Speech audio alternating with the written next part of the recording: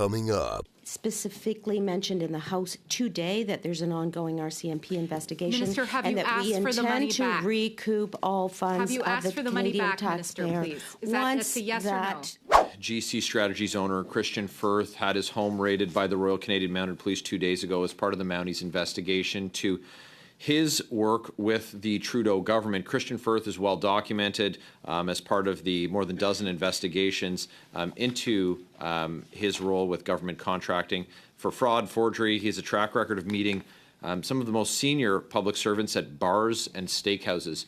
Minister, do you think that's normal? But I'm asking the why question. Why was GC Strategies a constant go-to? Well, you didn't just give them contracts, you asked them for advice about what should go into RFPs.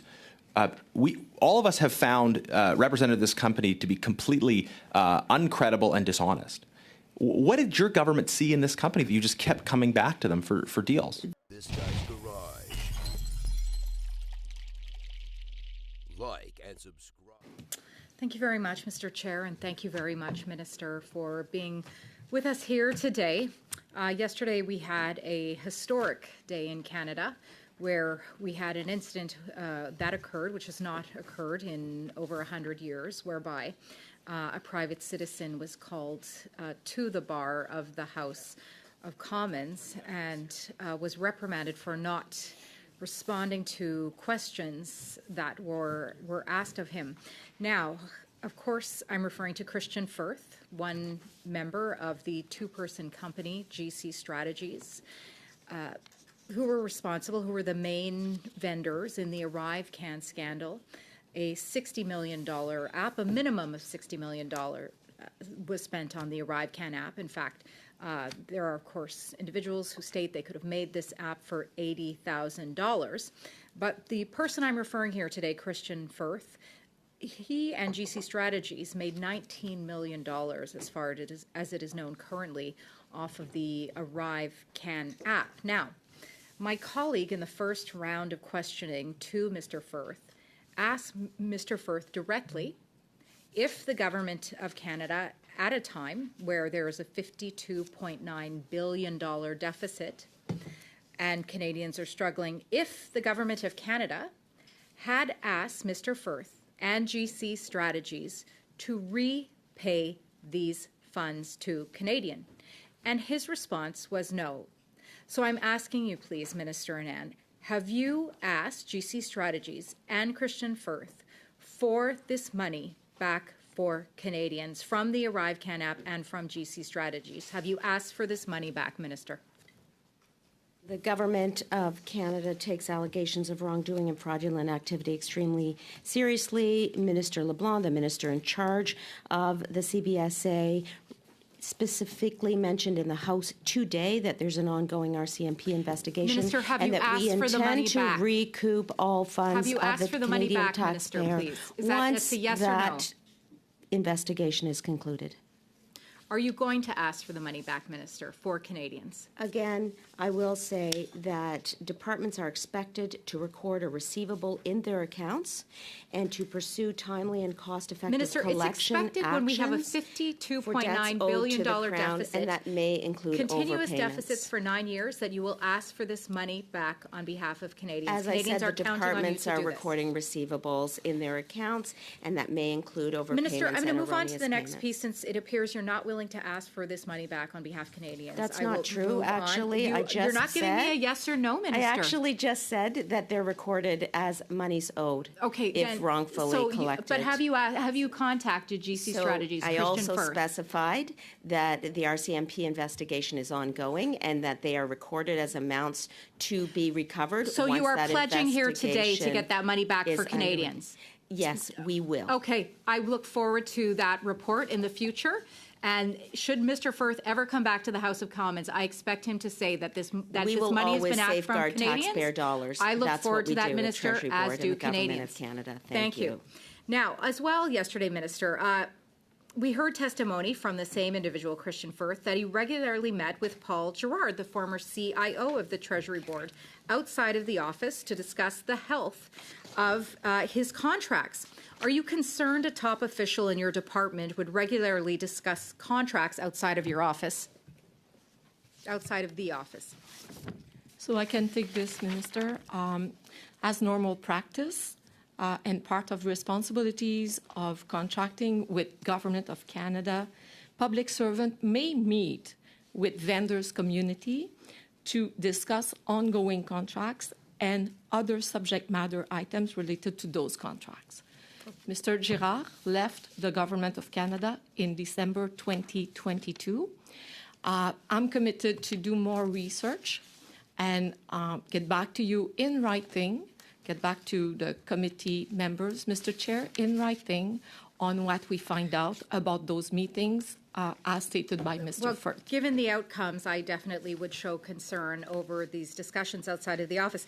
Now, Minister, you were just indicating that you were taking steps to eliminate conflict of interest, yet I'm looking here at a report from last year, 2023-2024, whereby out of the 162 public servants that declared a conflict of interest, 38% of them were actually determined to be in a conflict of interest, which is an increase of 2% from the 36% before. So I'd like to ask you then, Minister, what is the value of the contracts of those 38% of public servants that were found to be in a conflict of interest? I will start by saying that the rule is that you must disclose all conflicts of interest, any real or perceived conflict. Indeed, and 38% were found to be in a real conflict of interest. So what is the value of those contracts of the employees who were found to be in a contract of interest? What are Canadians on the hook for the double dipping of these individuals? Well, first and foremost, anybody that is not complied with the requirements in the directive will be subject to disciplinary Okay, I'll try measures. another question. Do we know who they work for? Up to and including Which departments the do they work for, termination Minister? Of employment. Go ahead. Minister, I don't know how you don't know this. We had a very serious situation with the head of Dalian, and we want to eliminate this in the future. This information should be at the top of your mind as to who is in a conflict of interest, the value of those contracts, and what departments they're working for. Well, thank you very much, if I Mr. may President. remind the honourable member, Mr. Chair, may I have a moment to remind the honourable member? Let me just lay down some ground. Yes. So in this committee, I do allow witnesses to answer briefly. Ms. Cousier's time is up. I will hear from the minister, but it must be brief, and I'd like the answer to come from you, please. Sure, the answer will come from me. And perhaps the honourable member is not aware, but ministers don't hire and fire members of the public service, and her questions fail to take that into account. Thank you. Thank you very much. Turning now to Ms. Shanahan, you have the floor for 6 minutes, please. Well, thank you very much, Sorry, Chair, just a quick point of order. I want to make sure we're getting accurate information. The minister said Mr. Girard left the public service in 2022. I have his LinkedIn profile, which says he left in 2023. Does the minister want to correct the response? Generous, that is not a point of order. There'll be another government or opposition slot in a minute. We'll come back to you, Ms. Shanahan. You have 6 minutes. Actually, the official who said 6 that, minutes, Mr. please, to you, Chair. Ms. Shanahan. Thank you very much, Chair. And I do want to thank the Minister for being here today in front of this committee, as well as the other witnesses on the panel. And just for Canadians watching at home, just to remind people and maybe some colleagues, it is not normal practice for the public accounts to have ministers attending the meetings. So, But I'll quote from the Auditor General, quote, "I have to say that I am deeply concerned by what this audit didn't find. We didn't find records to accurately show or how much was spent on that, who did the work, or how and why contracting decisions were made. And that paper trail should have existed. Overall, this audit shows a glaring disregard for basic management and contracting practices throughout ArriveCan's development and implementation." She went on to state that government organizations need to be flexible and fast in responding to the COVID-19 pandemic. And I give you that, Minister. I understand that it was a difficult circumstance, but they still needed to document their decisions and demonstrate the prudent use of public funds. In this audit, we found disappointing failures and omissions everywhere we look. These aren't my words, Madam Minister. These are the words of our Auditor General, and we have to take them quite seriously. I want to be able to do my best as a member of Public Accounts to give Canadians the best perspective I possibly can. I know this issue around ArriveCan has been deeply partisan, and it troubles many of us that it has become that way. But I want to find a way to give true, accountability to this issue, which is why I submit that, of course, those regulations had to be more flexible. But I agree with the Auditor General still that it was inappropriate and that it should not have happened. Do you agree with the Auditor General's comments made on February 12th in relation to the fact that there still needed to be documentation decisions and to demonstrate the prudent use of public funds? Yes, I do. Of course I do. I've stated it many times, and I'll state it here again today. I've brought this report with me as well. I have read it numerous times. I agree with the Auditor General. I agree with her recommendations. I will note that her recommendations relate to the CBSA and to the Public Health Agency of Canada. And once again, I agree that we need to ensure documentation. We need to ensure compliance with government policy, and we need to ensure that whatever policies are in place are being respected by deputy heads and everyone who is working under their watch. Top arrive scam contractor, GC Strategies owner Christian Firth had his home raided by the Royal Canadian Mounted Police 2 days ago as part of the Mounties investigation to his work with the Trudeau government. Christian Firth is well documented as part of the more than dozen investigations into his role with government contracting for fraud, forgery. He has a track record of meeting some of the most senior public servants at bars and steakhouses. Minister, do you think that's normal? I was not here at that time as president of the Treasury Board. However, I would expect that rules would be followed at every instance. Because I was not here, I am not certain if the rules were followed, and I will ask my colleague to respond. So, the Minister, it's a question of judgment. The question is, do you think Canadians find it acceptable that millionaire consultants are discussing government contracts with senior officials, many who control these contracts, and are chatting over whiskey and steak about getting paid with taxpayer money? Do you think Canadians find that acceptable? I do not know exactly what occurred, but I don't find it acceptable to violate any rule or principle. There is an importance of letting the RCMP do their work. I am not, as a Minister of the Crown, going to interfere in the investigation of an independent organization. And I think it is important that we let that investigation continue. And then, as the Minister of Public Safety has said, we look forward to following the recommendations of the RCMP. Thank you. Minister, do you know what the TBS employees discussed at these outings?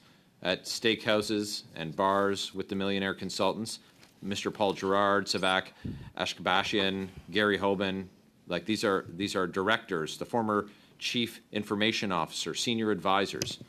Do you know what they discussed? So if you don't mind, I'll take the question, Minister. As I Ms. mentioned, Cahill, the question is does the minister know? So unless your answer is if the minister knows or not, I'd like to hear from the minister, please. I do not know. I was not the president of the Treasury Board at the time. Oh, Minister, I'm glad that you find it funny, but this is a $60 million scandal. We have the RCMP kicking doors in because there is fraud and corruption and people who work in your department. And so just because they shuffle the deck chairs on the Titanic every couple of months, you're still responsible for the department.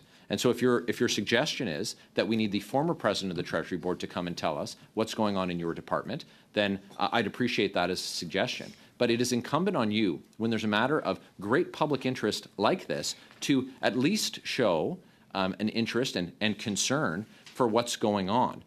My question to you, on what date was Min Doan hired as the Chief Information Officer? It is not my purview, Mr. Chair, in response to that allegation that I find this funny or that I in some way do not care about this issue. It is not my purview to oversee the day-to-day work of employees. No one's in charge, Minister, and over there. No one's in charge. as the president of the Treasury Board, will continue to ensure that we promulgate guidelines and policies for public servants to follow. It is the responsibility of deputy heads, including the deputy head of the CBSA, to ensure that rules are followed. In terms of the individual that the honorable colleague just mentioned, I will ask the CIO to respond. Just the date, please, sir. I believe it was May 2023. I can't give you the specific date, but I can get that to you in writing, no problem. Was it a competitive process? As far as I understand, he came over at level. So it wasn't a competitive process. Who was in charge of that decision, that hiring? It would have been my predecessor, Catherine Llewellyn. Catherine Llewellyn. And who was in the position before him? I don't know the answer to that question. Paul Girard? No, Mr. Girard, if I may, Mr. Chair, was reporting directly to me, and Mr. Girard was the CIO for the Treasury Board Secretariat as a department. So who was in the role before Mindone was hired, is the question. Sam, do you know? It was Mark Brouillard. Mark Brouillard. Mark Brouillard. It's interesting that we have successive chief information officers who favor GC strategies, one who provides testimonials for the website and one who is willing to lie before committee to hide his favoritism for GC strategies. The question is, who else at the Treasury Board Secretariat are GC strategies fanboys? Thank you, Mr. Barrett. Not what they're doing now, but just what happened in this circumstance between finding in 1.51 and 1.52. What did your minister do to respond to the fact that CBSA said no, thank you? As you're aware, this is not a contract that came to me as minister, but as I said, I directed my team at PSBC to make sure we had integrity in contracting. That's probably why they did what they did, to suggest alternatives why did it to fail? CBSA. Because CBSA did not follow the rules, and they have now a process in place for the rules to be followed. But shouldn't you have been able to do more in that case? As I said, it is within the purview of department heads, so the head of CBSA at the time, to ensure that the rules were followed. That's the role of the heads of an agency. Don't you think that's a vulnerability? The new measures that we have to strengthen procurement will hopefully address some of the issues that you're raising. So that's an omission that it was a vulnerability. I am trying to strengthen the set of rules that we have. So it didn't work before. Can I just mention, Mr. Chair, But that now it's working. Tell you what, Mr. Digely, we'll hear from the briefly. Please, no, but Minister. yes, I will give you the last word, but if you can make it brief, please. I Thank will. you. The Auditor General did say that the rules that were in place were sufficient. That was her finding. She said they simply were not followed. Thank you. That is very true. Thank you very much. Turning now to Mr. Genuous. And Mr. Digely, I gave you a few extra seconds because Madame Sinclair left a few on her clock, so you had a few extra seconds there, just for the scorekeepers around the room. Mr. Genuous, you have the floor for 5 minutes, please. Thank you, Chair. Hello, Minister. You served as Minister of Public Services and Procurement and President of the Treasury Board during the period of the Arrive Scam scandal. There are two major outstanding questions that I hope I can get answers to today. The first is, why was GC strategy so special to the Trudeau government? And secondly, what were Liberal ministers doing while this was unfolding?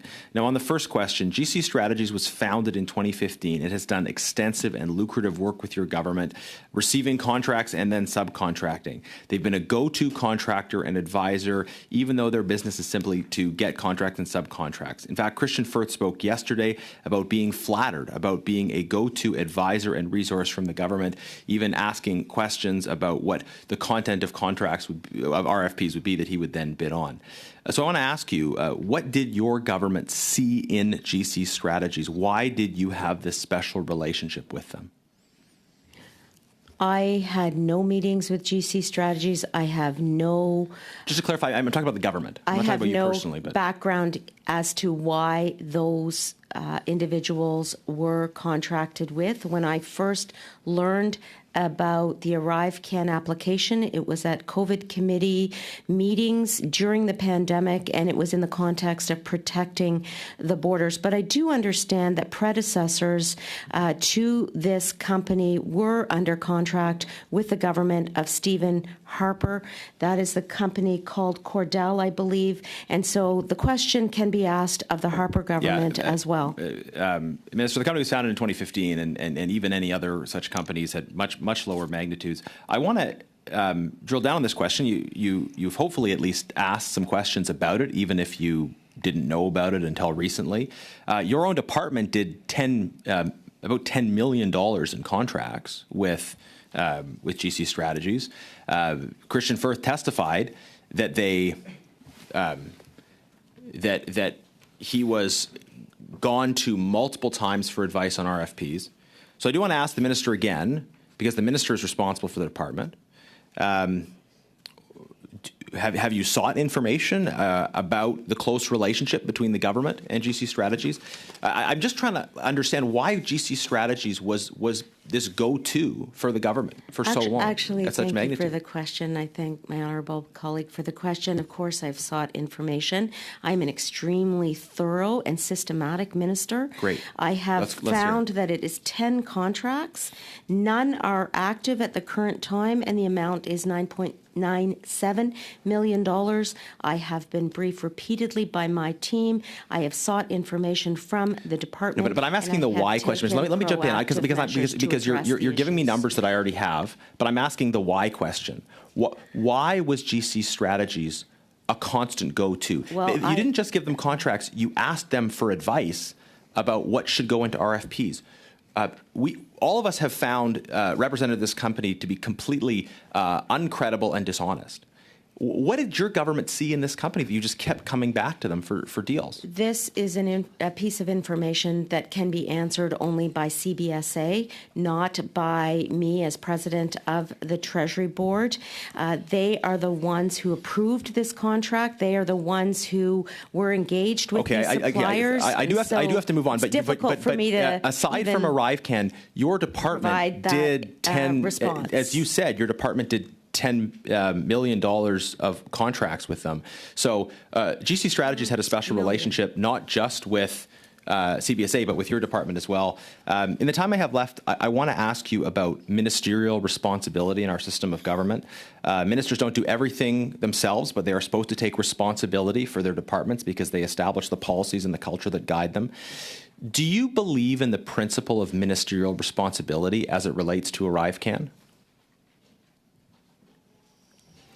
I believe that we need to ensure that we have the rules in place to ensure integrity. You're avoiding the question. in I think it's fairly contracting. obvious. It's a yes or no question. Do you believe in the principle of ministerial responsibility as it relates to ArriveCan? I believe in the principle of ministerial accountability as a general matter. And in this case? I will say that I believe in the Westminster system of government as a whole, which is why I ran for public office. What does ministerial responsibility mean to you in this context?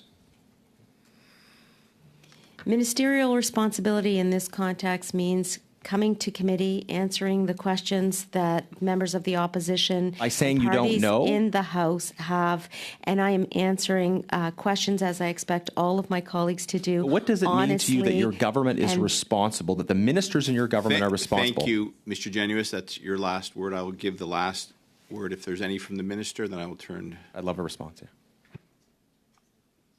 Mr. Chair, everyone in this room believes in the Westminster system of government. That is why we are contributing to our democracy, and I appreciate the questions that my colleagues have answered across the board. Thank you.